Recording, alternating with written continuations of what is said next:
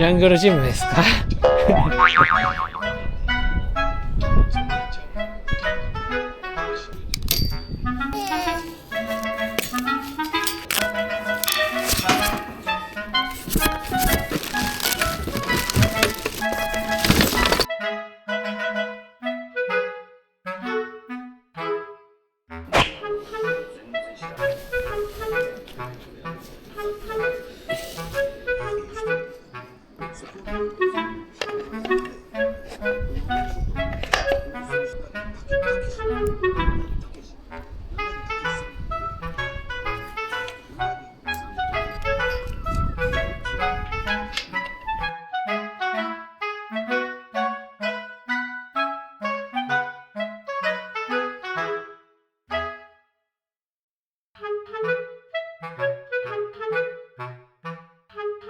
清水に帰りしたらないと思うね、ほんまに。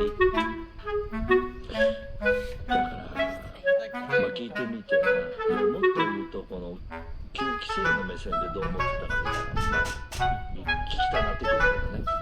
というとなかなかね、正解は裏番茶、黒ウーロン茶、黒ビール、温かいコーヒーでした。この手の入賞は吉井さんで